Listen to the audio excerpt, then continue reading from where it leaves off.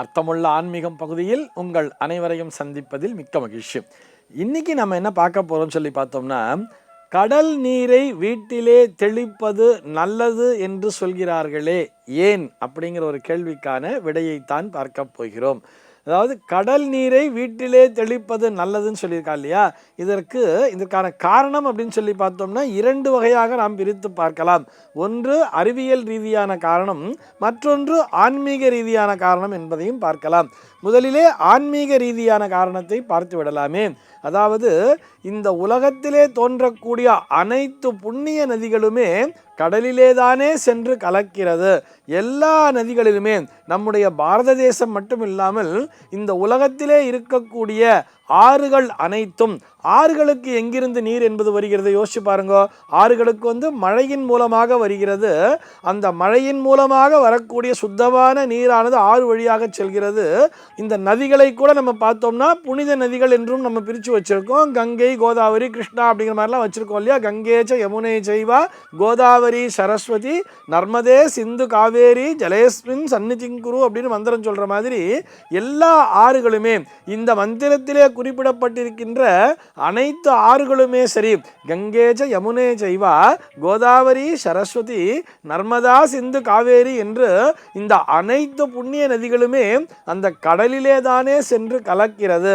ஆக சமுத்திரத்திலே அத்தனை புனித நதிகளினுடைய அந்த நீரும் ஒன்றாக கலந்திருப்பதால் அந்த நீரினை வீட்டிற்கு கொண்டு வந்து தெளிக்கும் பொழுது எல்லா நதிகள் சங்கமித்த அந்த நீரினை நாம் வீட்டிலே தெளிப்பதன் மூலமாக நம்முடைய வீடானது புனிதமடைகிறது என்கின்ற அந்த பொருளை புரிந்து கொள்ள வேண்டும். இது ஆன்மீக ரீதியான காரணம் அப்படின்னே வச்சுக்கலாம். அடுத்தது அறிவியல் ரீதியான காரணம் என்று பார்க்கும் பொழுது, அந்த கடல் நீரிலே தான் உப்பு என்கின்ற விஷயம் கலந்திருக்கிறதுன்னு சொல்கிறோம். இயற்கையாகவே இருக்கிறதுன்னு சொல்கிறோம் இல்லையா.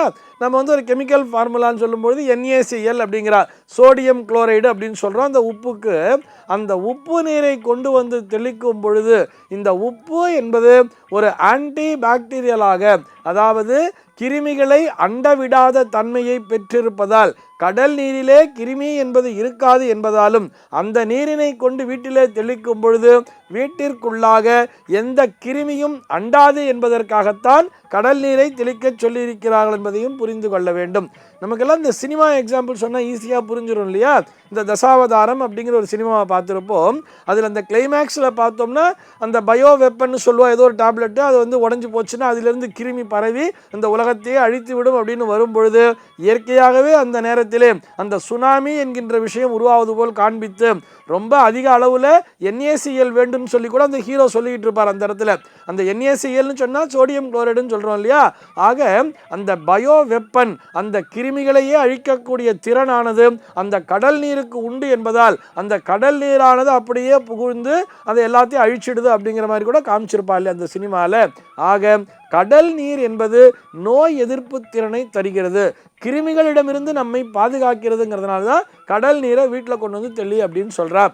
இந்த ஆன்மீக ரீதியாக இருக்கக்கூடிய விஷயத்தையும் அறிவியல் ரீதியாக இருக்கக்கூடிய விஷயத்தையும் இது ரெண்டையும் ஒன்றாக கலந்து கூட நம்ம பார்க்கலாமே. சார், நான் இருக்கிற இடத்துல கடல்ங்கிறது இல்லை, நாங்கள் என்ன சார் பண்ணுறது, இதுக்காக கடல் இருக்குது எங்கே இருக்குன்னு சொல்லி தூரமாக தேடி போய் கொண்டு வர முடியுமான்னு சொன்னால் அவசியமே இல்லை. வீட்டில் கொஞ்சமாக உப்பு இருக்குன்னு சொன்னால் கூட அதுவும் சாதாரண கல் உப்பு தான். நம்ம இந்த விளம்பரத்தில் வர்ற மாதிரி அயோடைஸ்டு சால்ட்டோ அதெல்லாம் எதுவும் தேவையில்லை. சாதாரணமாக மளிகை கடையில் விற்பாங்க இல்லையா கல் உப்பு, அந்த கல் உப்பை வீட்டிலே அந்த தண்ணீரில் கரைத்து வீட்டை சுற்றி தெளித்தால் கூட போதுமானது. இதையும் நம்ம புரிஞ்சுக்கணும். இப்போ ஆன்மீக ரீதியாகவும் அறிவியல் ரீதியாகவும் நம்ம ஒப்பிட்டு பார்க்கணும் அப்படின்னு சொன்னால் இந்த உலகமே இந்த சமுத்திரத்தால் சூழப்பட்டது தான்.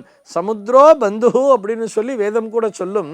இந்த உலகத்திலே முதலிலே அந்த ஆழிப்பேரலையானது முழுக்க முழுக்க நீரால் சூழப்பட்ட உலகமாக இருந்து அதிலிருந்து ஒரு பாகம் மட்டும்தான் பிரிந்து நிலப்பரப்பாக ஆகியிருக்கிறது.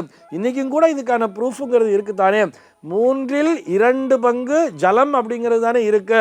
கடலால் தான் சூழப்பட்டிருக்கிறது இந்த உலகம். 3 1 பங்கு மட்டும்தான் நிலப்பகுதியாக இருக்கிறது. நாம் அந்த கடலிலிருந்து வெளிவந்த அந்த நிலத்திலே நாம் வசித்து கொண்டிருக்கிறோம். ஆக ஆதிசக்தி என்பது அந்த கடலிலே தான் இருக்கிறது. அதனால தான் சமுத்திரத்தில் பகவான் நாராயணன் படுத்துட்டு இருக்கார், அனந்த சயனனாக இருக்கிறார் அப்படின்னு சொல்றோம். பார்க்கடலில் பள்ளி கொண்டிருக்கிறார் அப்படின்னு சொல்றோம் இல்லையா? அதற்கான காரணம் என்னன்னு சொல்லி பார்த்தோம்னா, இந்த உலகத்திலே ஆதிசக்தியானது உறைந்து கொண்டிருக்கக்கூடிய இடம் எதுன்னு சொல்லி பார்த்தோம்னா, உறங்கிக் கொண்டிருக்கக்கூடிய இடம் எதுன்னு சொல்லி பார்த்தோம்னா, அது அந்த கடல் தான். அந்த கடலில் நீரை கொண்டு வந்து நம் வீட்டிலே தெளிக்கும் பொழுது அந்த சக்தியானது நம் வீட்டிற்குள்ளாகவும் வந்து சேருகிறது.